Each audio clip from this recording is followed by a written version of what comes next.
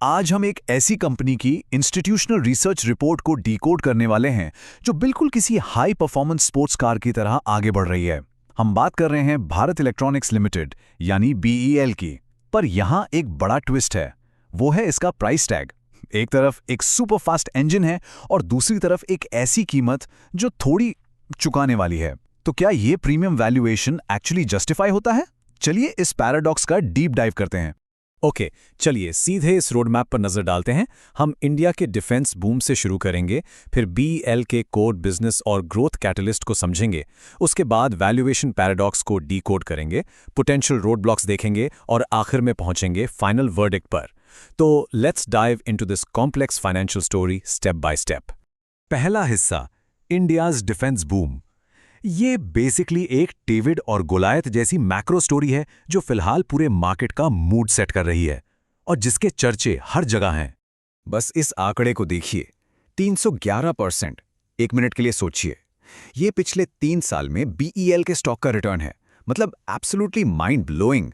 एक PSU stock होने के बावजूद इसने मार्केट के सारे ट्रेडिशनल एक्सपेक्टेशंस को बिल्कुल तोड़ के रख दिया है। लोग हैरान है कि आखिर ये हो क्या रहा है। और इस रॉकेट शिप परफॉर्मेंस के पीछे का फ्यूल क्या है?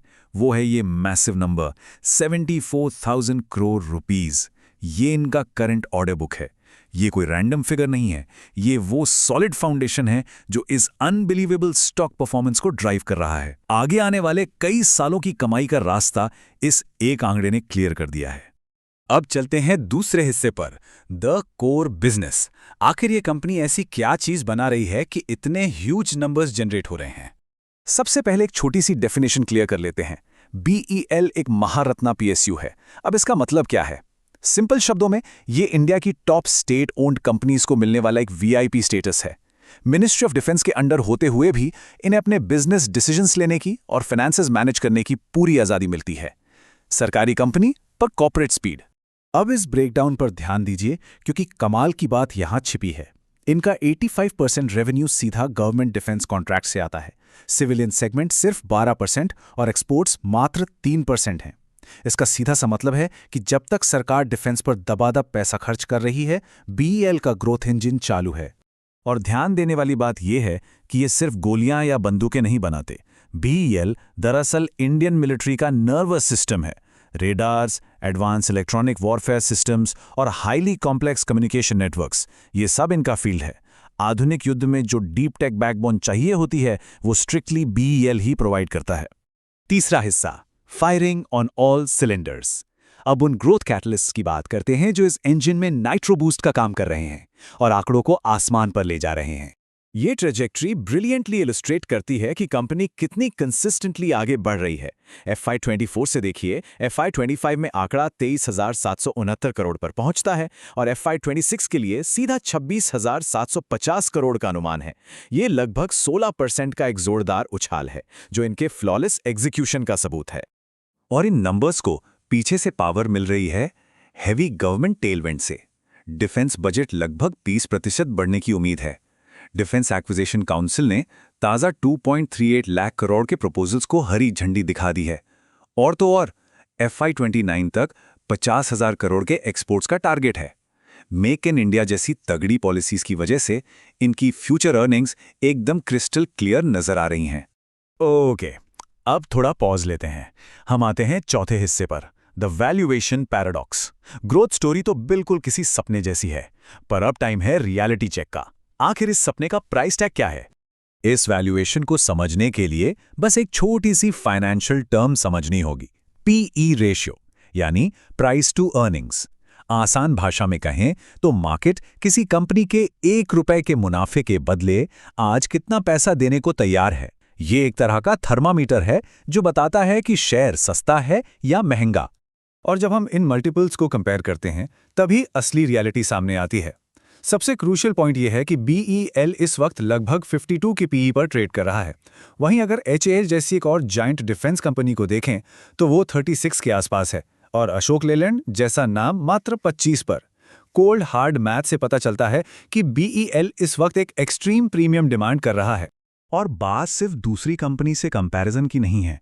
अगर बीईएल को उसकी खुद की हिस्ट्री से कंपेयर करें तो इनका पिछले 5 साल का एवरेज पीई करीब 44 रहा है। अभी ये 52 पर बैठा है। एक्चुअली इसका ठीक मतलब ये है कि स्टॉक फिलहाल अपने हिस्टोरिकल मीन से रफली 65% महंगा ट्रेड कर रहा है। देखा जाए तो मार्केट ने आने वाली सारी ग्रोथ को आज की कीमत में पहले से ही प्राइस इन कर लिया है। खैर, जहां हाई वैल्यूएशन होती है वहां कुछ रिस्क्स भी होते हैं। तो अब चलते हैं सेक्शन 5 पर, पोटेंशियल रोड ब्लॉक्स। हर तेज रफ्तार जर्नी में स्पीड ब्रेकर जरूर आते हैं। ये स्पेसिफिकली आइडेंटिफाइबल मैक्रो रिस्क्स आखिर हैं क्या? पहला, प्रोक्योरमेंट में ब्यूरोक्रेटिक डिलेज, यानी वही सरकारी फाइलों का धीले चलना। दूसरा, रॉ मटेरियल इन्फ्लेशन।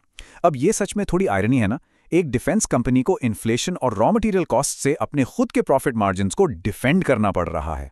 और तीसरा सबसे बड़ा रिस्क, एक सिंगल क्लाइंट यानी मिनिस्ट्री ऑफ डिफेंस पर लगभग पूरी तरह से निर्भर होना। इस सब के बाद हम अपने आखिरी और छठे हिस्से पर आते हैं, the final verdict.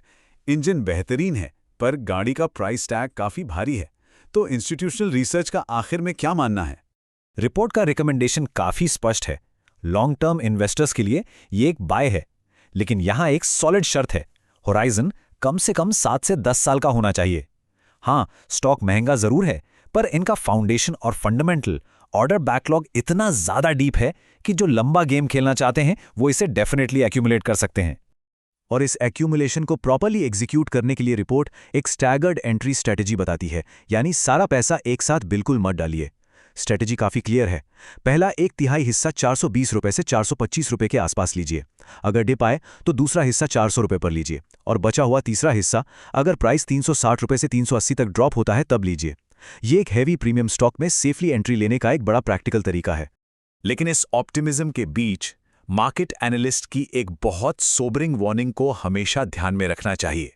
Expected growth might already be factored in, यानी जो बढ़िया परफॉर्मेंस हम फ्यूचर में उम्मीद कर रहे हैं उसका पैसा मार्केट शायद आज ही वसूल चुका है।